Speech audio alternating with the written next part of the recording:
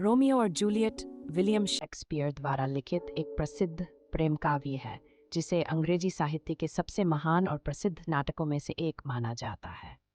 ये कहानी दो परिवारों मोंट्याग और कैपुलेट के बीच चल रहे झगड़े और उनके बच्चों रोमियो और जूलियट के अविवाहित प्रेम के बारे में है। ये कहानी न केवल प्रेम के बारे में है बल्कि इसमें भाग्य, परिवार और समाज की शक्तियों के संघर्ष को भी दर्शाया गया है। चैप्टर 1 बैकग्राउंड और परिवारों का संघर्ष। कहानी की शुरुआत शहर वेरोना से होती है, जहां मोंट्याग और कैपुलेट नामक दो प्रभावशाली परिवार रहते हैं। दोनों परिवारों के बीच पुराना और गहरा दुश्मनी का रिश्ता है। ये दुश्मनी वेरोना की सड़कों पर अक्सर झगड़े और लड़ाइयों का कारण बनती रहती है। हालांकि इस दुश्मनी का कोई स्पष्ट कारण नहीं होता, लेकिन ये दो परिवारों के बीच पीढ़ियों से चली आ रही एक अप्रिय परंपरा बन गई थी। रोमियो मोंट्याग परिवार का सदस्य है और जूलियट कैपुलेट परिवार की। एक दिन कैपुलेट परिवार के घर में एक भव्य पार्टी का आयोजन होता है। रोमियो, जो कि इस समय बहुत उदास था और अपनी प्रेमिका रोजलिन से दिल तोड़ चुका था, अपने दोस्तों के साथ उस पार्टी में बिना आमंत्रण के शामिल हो जाता है। पार्टी में उसकी मुलाकात जूलियट से होती है। दोनों एक दूसरे को देखते ही प्यार में पड़ जाते हैं। ये मुलाकात उनके लिए एक अभूतपूर्व पल होती है, क्योंकि वे एक दूसरे को पहली बार ही देखते हैं, लेकिन दोनों का दिल एक दूसरे के प्रति आकर्षित हो जाता है। चैप्टर 3 प्रेम का इजहार और विवाह की योजना।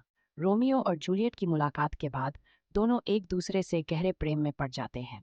हालांकि वे जानते हैं कि उनके परिवारों के बीच दुश्मनी है और उनका प्यार असंभव सा है, लेकिन फिर भी वे अपने प्रेम को छिपाने की बजाय खुले तौर पर व्यक्त करने का निर्णय लेते हैं।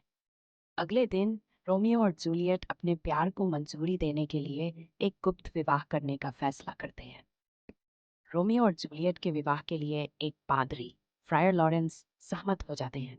वे दोनों एक दूसरे के बिना किसी की अनुमति के विवाह कर लेते हैं।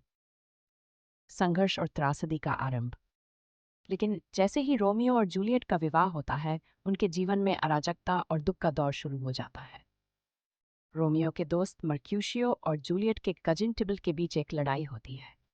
इस लड़ाई में रोमियो का हाथ भी शामिल होता है और अनजाने में वह टिबलट को मार डालता है।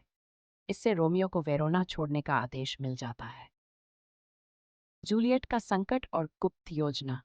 अब जूलियट के लिए यह स्थिति और भी कठिन हो जाती है, क्योंकि वह अपने परिवार को अपने विवाह के बारे में कुछ नहीं बता सकती। इसके साथ ही वह रोमियो के बिना जीने का सोच भी नहीं सकती। फ्रायर लॉरेंस उसे एक गुप्त योजना सुझाता है, जिसमें वह एक विशेष औषधि लेगी जिससे वह मृत जैसी स्थिति में आ जाएगी और फिर रोमियो उसे जीवित करने के लिए उसे वापस लेकर आएगा। चैप्टर 6 अंतिम त्रासदी। जूलियट ये योजना अपनाती है और औषधि लेती है, जिससे वह मरने जैसी स्थिति में चली जाती है। रोमियो को यह खबर नहीं मिल पाती कि वह मरने के बजाय गहरी नींद में है। रोमियो ये सोचता है कि जूलियट सच मर चुकी है। वह बहुत दुखी हो जाता है और उसे बचाने के लिए वह जहर पी लेता है। जब जूलियट जागती है तो वह देखती है कि रोमियो मर चुका है। दुख और विषाद में वह भी रोमियो के शव के पास अपनी जान दे देती है। दोनों का प्रेम और मौत एक साथ जुड़ जाती है। चैप्टर 7 परिवारों की सुलह। दोनों के मरने के बाद उनके परिवारों के बीच पुरानी दुश्मनी खत्म होती है। दोनों परिवार एक दूसरे से माफी मांगते हैं और ये निर्णय लेते हैं कि इस बर्बादी से कोई और नहीं मरेगा। रोमियो और जूलियट की मौत दोनों परिवारों के लिए एक सीख बन जाती है कि प्रेम और शांति का संदेश ही सबसे महत्वपूर्ण है, न कि झगड़ा और द्वेष।